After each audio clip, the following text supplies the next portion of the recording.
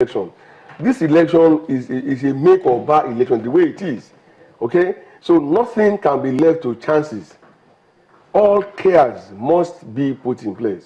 And that's why I said those ones are not enough. Okay, but if you think the military should come into elections, there are other people who feel that the involvement of the military is going to be tilted towards a particular side. Yeah. And so how do you address such fears? I'll give an example. In Ekiti State, the military, the DSS, they were massively deployed.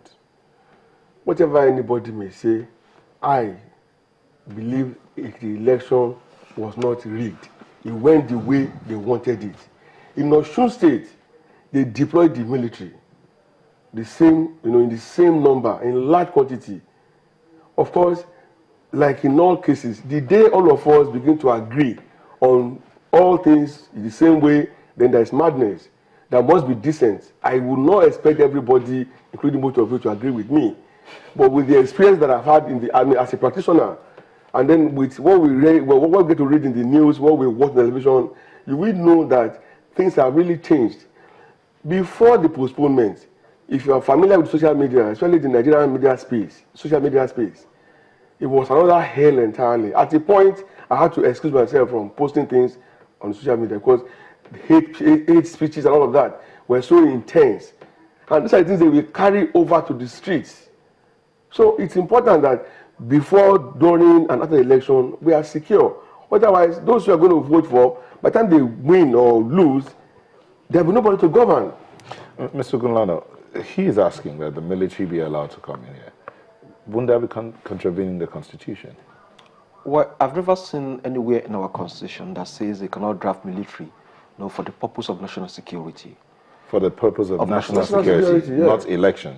When they are talking about national security, it covers everything. Yeah. Because when you see that this is going to affect our national security, you could know the essence of having strong defense is to protect liberal democracy. That's the essence of having good defense system, and which of course our military, they are part of that.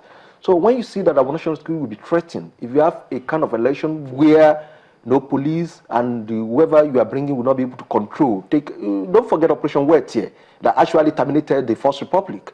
So if things are not properly managed, definitely it may get out of hand and it's going to threaten our national security. And let me tell you this also.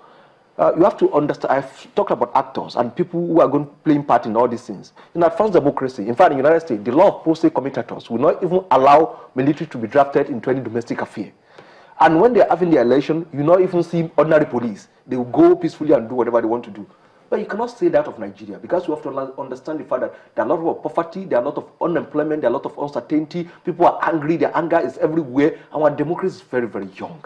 And if you look at that kind of a thing, it's important also for us to be able to have good security, for us to be able to have what we call credible election. It may not be real free and fair, but credible election.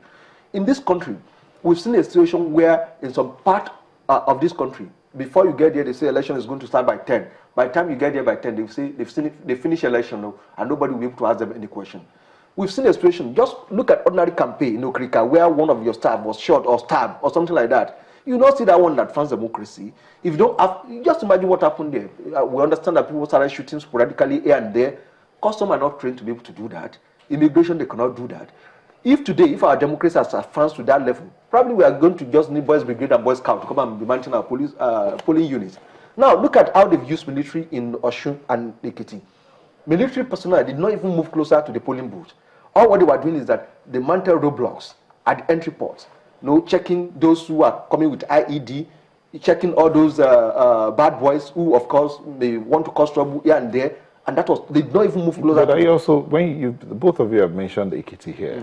You've heard about the tapes that came out in the public, in the media space, tapes that were released by a military, a soldier. I'm not a politician. I listened to that tape carefully. More than 4 times, and I've seen the situation. I've studied it all over again, which of course you can play it. I've not seen anywhere they say go and rig election in that place. Yes, they said about the former Minister of Defense, State for Defense, said something alleged that he has come to. Okay, I'm not here for Tea Party system. So also the APC agent also went there. They were not there for Tea Party also. All of them, they are planning one way or the other. Look at this country. The reason you need military was that some people are saying, okay, if they use military, they are going to do this. Is federal government not in control of police? I mean, no government is in control of police, no government is in control of immigration, no government is in control of army. And let me tell you this, move closer to politicians very well. All of them, both A and B, they are trying to lobby, people to their side, to their own advantage. Look at their common local government election. How come that in some of the states, when they conduct local government election, it's only ruling government that is going to win that election? It tells you they want to do the same thing. They know the mindset. All of them, both sides, have the same mindset. So it's for us, onlooker, that will now be looking at it, okay, if you don't have military, if you have police, which of course can be easily bought over by either of the side. And don't forget also that these military people we are talking about, they are Nigerians. They know what is going on and they know what they want.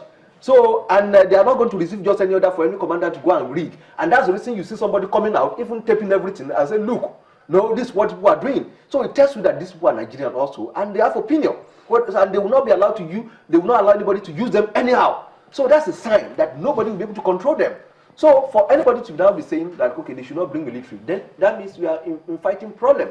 Because the same people who are saying don't invite military will be the same people that will come out and say, party A use so talks, so they hijack this, they bribe police, they do all that. But when you bring military, what they will do is to observe and make sure they man roadblocks and ensure that there's no crisis. Well, maybe if the way you just say it's all what they need to do is to observe, people would like that to just be. But some people also have the fear that it's going to have a negative effect on voter apathy. In terms of voter apathy, because if you come out and you see gun-toting soldiers, you want to just excuse me. This has been quietly go back to your home. Ekiti and in Osun State. You just mentioned Ekiti. Let's go to Osun State. Osun election was highly militarized also, and that never stopped anybody from coming out and exercise their voting right. They've actually voted Aregbesola en masse. So what went wrong? Nothing. The only problem I had with that was that the style of operation of DSS, the State Department, using wood. And they've started doing it in Oyo State 3 weeks ago. And I want the Department of State Security to take note of this. In democracy, you are not arresting terrorists. The SSS in Oyo State, they went to a town in Oyo, 2 a.m. with wood. They covered their with mask. And they wanted to go and arrest somebody who they claim they receive an order, that receive intelligence report that this person want to cause political violence. And you went 2 a.m., you've not invited this person, you've not even, and that person refused to come, and you went there, 2 a.m. And the principal of that came out, how can you, I don't even know you, you don't even identify yourself. That person put up a fight. At the end of the day, they forcefully arrested the person and took that person to their headquarters, only to discover that the petition they wrote about that guy was not even, it was even a frivolous petition. Then they went to Ogbomoso the same way to go and arrest. They never invited that person. I think that is, that is abnormal. And they did the same thing in Ekiti, where they discovered that some of those who are following one of the candidates, they were using masks. No, you don't need to terrorize people. And I've not seen army doing that. The only people we need to caution are these people, which of us I just mentioned. So it should not be allowed, it should not be tolerated at all. If you are coming to arrest people under this thing, come, let people see you. Identify yourself. With name tags. So with name tags. No. So but now we do know that before the DSS goes to arrest anybody, they first of all invite the person for question. How are you sure the police people were not invited? I intervened on this matter, and even the SDSD questioned me that they have rights, they are not police. I said, have you invited these people? They said no, they've never invited these people. Have you ever questioned them? So they said no, they have rights or their way of doing their work. Yes, I intervened. I went there. Yes, I went in those 2 cases you mentioned. I went there. No, to intervene. I met with the assistant director who said we are not police. We have right to do the way we are supposed to conduct our listen. And I'm saying here, loud and clear, that the DGSS should call these people to order. Because these are kind of things that eat politics. And I'll give you another example also. When those people who have license to protect people are coming out threatening that if they kill one person, they are going to kill 20 people. I think by now, such person should have been fired or that person should have been removed. So that should not be done. These are kind of things which, of course, may even cause problems. And you can see, up to now, you've never seen military making such statement. So why are you not afraid of military? So it means those people who, of course, are making this kind of statement will be easily compromised.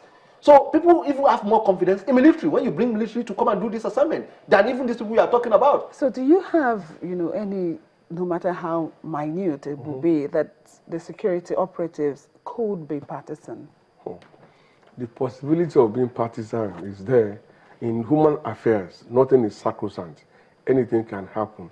However, as I've come to learn, you cannot rig where you are not popular. Okay?